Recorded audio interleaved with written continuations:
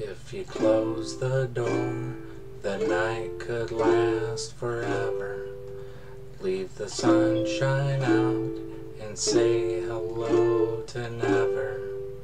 All the people are dancing and they're having such fun. I wish this could happen to me. But if you close the door, I'll never have to see day again.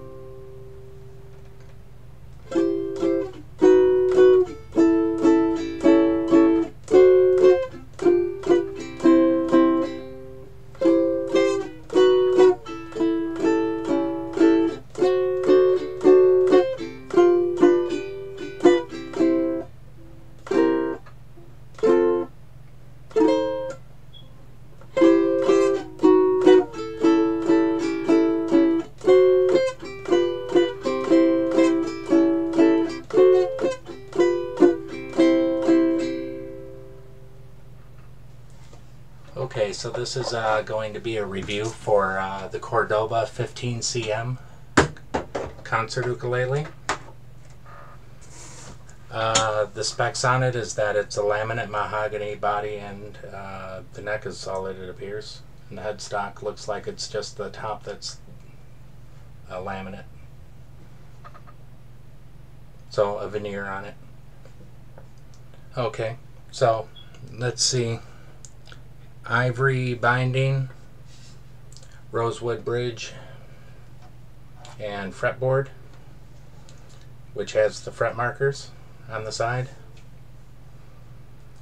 I changed the strings from Aquilas, which I thought were a bit brash and didn't give much sweetness to the sound when played dynamically lighter. So I switched from Aquilas to the Martin 600s. The scale length is 14 inches, 14.75 inches. Inlays at the 5, 7, 10, and 12 with 14 frets to the body and 18 total. The tuning machines are chrome and brass. And let's talk about, and abalone rosette.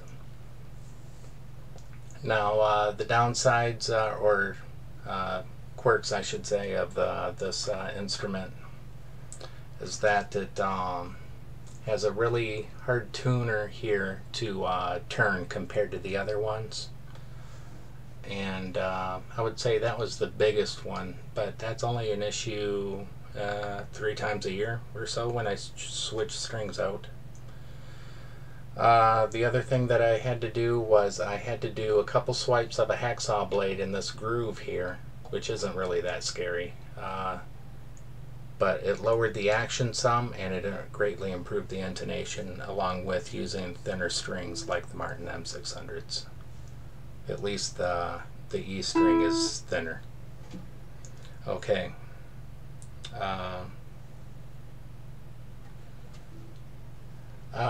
Durability wise, I've also had an issue with the back here with zippers, zipper jackets or buttons, things of that sort, with really minor scratches that you could only see when looking at tangential light. So it's not really a problem, especially with it being only on the back. And I've dropped this without it even remotely dinging the instrument either. So I know it's plenty tough being a laminate. So for a $100 uke, I thought it was a great value. Now, the other durability thing that I wanted to discuss, which I think I overlooked the first time, I'm sorry, is the gears here. After a year of use, there appears to be more wear on the gears than there are on my telescope that's about 20 years old. So there's definitely this isn't going to be a lifetime instrument, but it's not really expected to be for $100. more than anything, I think if I eventually get good enough to be able to be a teacher, that this will just be sitting around for students to play with. But also, till then, it's also going to be my main acoustic instrument like it has been.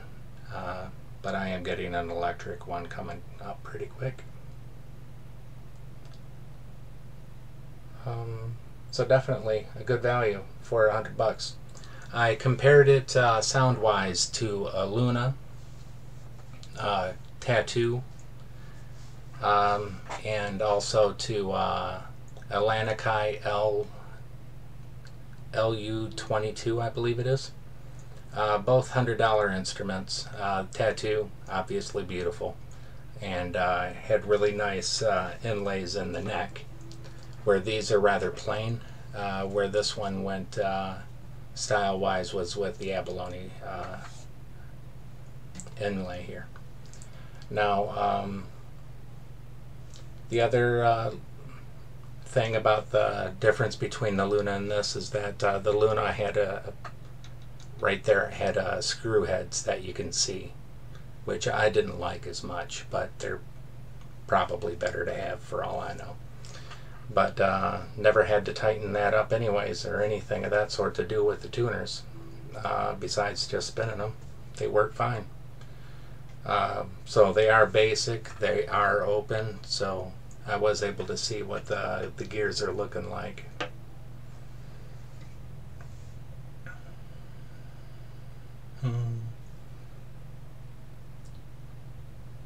So $100, got an instrument that barely needed any setup, and definitely it was a setup that I felt confident being able to do on my own. And let me see.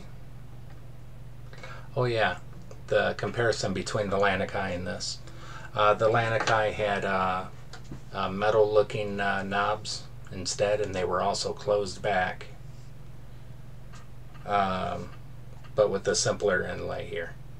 So I went with what sounded the best to me, and it happened to be this one, though I thought the Lanakai, and also on subsequent visits ear testing with the display models at the Guitar Center, since that's where the Cordobas are carried.